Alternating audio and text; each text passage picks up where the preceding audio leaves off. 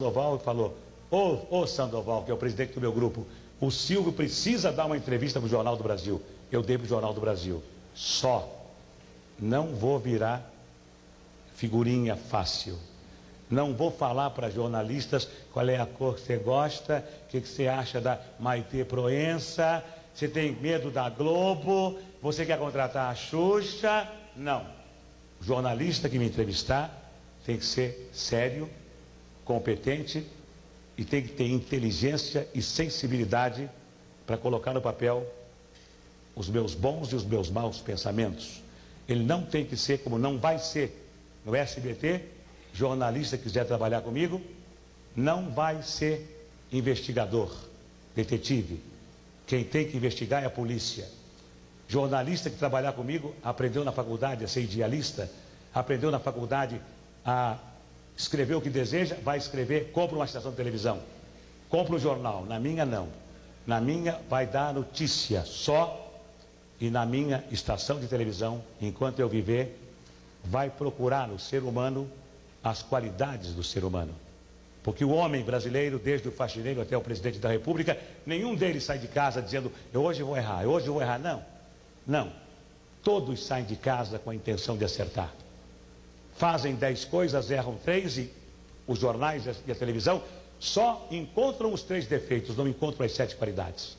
Qual é o ser humano que vai progredir se ele não recebe estímulo? Se ele só recebe cacetada da imprensa, cacetada da televisão? Me faz lembrar a piada do homem que morava numa vila de casas e que era engenheiro eletrônico, falava inglês, era arquiteto, falava francês, falava alemão, era músico, tocava um instrumento. Ninguém conhecia ele. Conhece o músico? Não. Conhece o inglês, o que fala inglês? Conhece o... Não. Conhece o Careca? Ah, o Careca! Ah, sim, o Careca é da casa 23. Quer dizer, o Careca todo mundo conhece. E as outras qualidades do Careca ninguém sabe quem é? Não. Na minha televisão, o jornalista, se quiser trabalhar comigo, vai ter que dizer: a inflação foi de 2, 3, 8% só. Não vai dizer assim: a inflação esse mês foi de 8%. Que coisa, não. Que coisa não. Ele dá a notícia só. E se ele puder elogiar, elogie. Faça como a imprensa americana.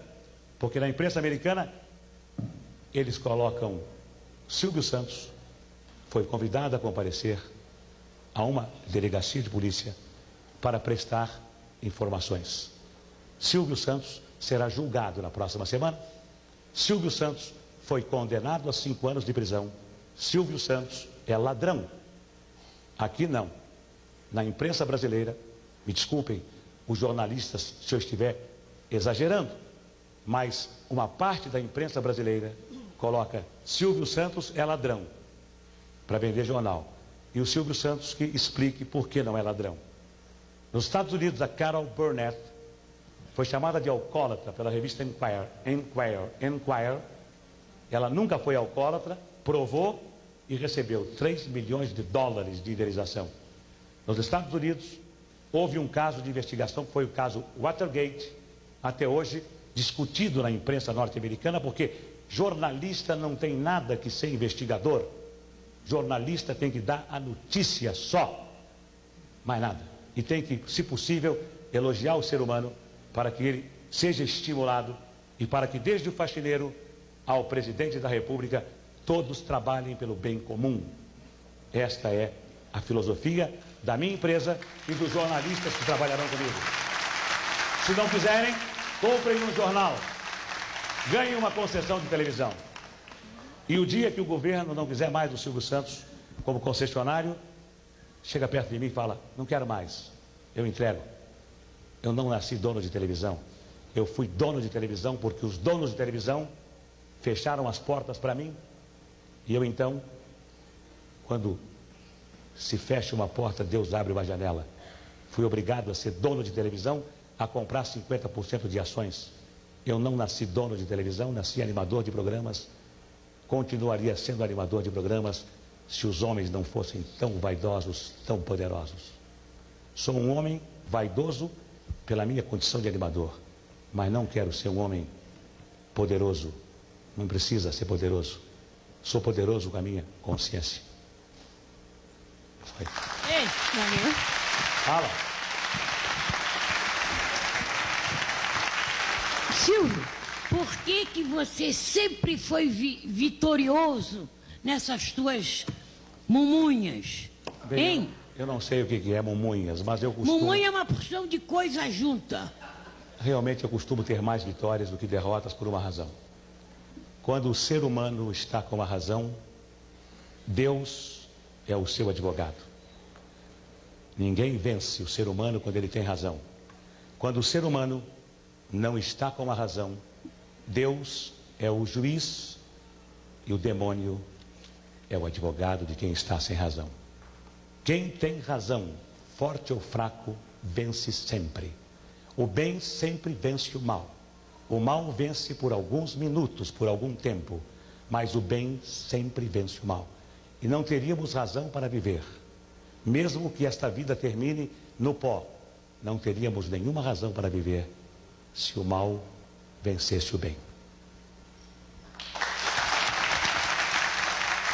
Vamos então. Mais alguma pergunta pelo telefone? Pode fazer. Alô? Alô, pode falar? Silvio? Hein? Ai, nem acredito. Puxa, que maravilha estar falando com você. Muito obrigado. A senhora é muito gentil. Diz pra mim.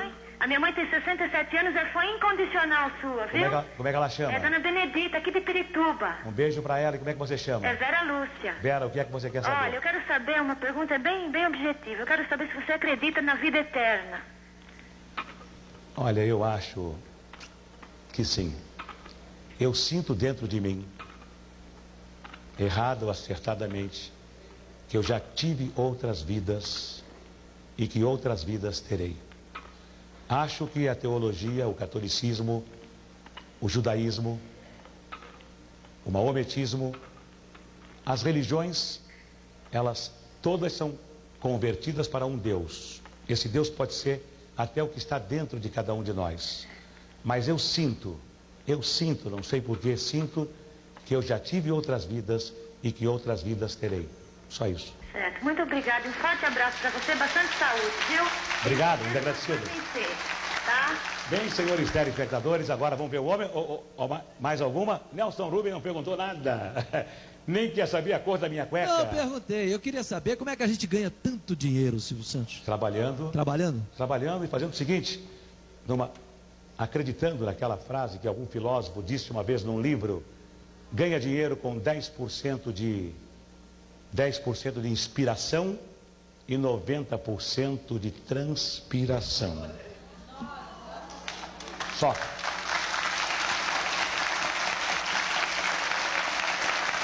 Bem, pessoal, vamos colocar essa caminhada.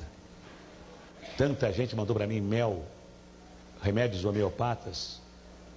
Olha, eu não sei. Uma transformação está ocorrendo dentro de mim. E que ela seja uma boa transformação, eu espero. Depois dos comerciais eu vou apresentar o homem que morreu. Só. Saber qual foi a sua maior tristeza e a sua maior alegria. A minha maior tristeza foi a morte da minha esposa, chamada Cida, aos 39 anos de idade, com câncer no estômago. A minha maior alegria foi ter conhecido a minha esposa Iris, mãe das minhas 4 filhas. Obrigada.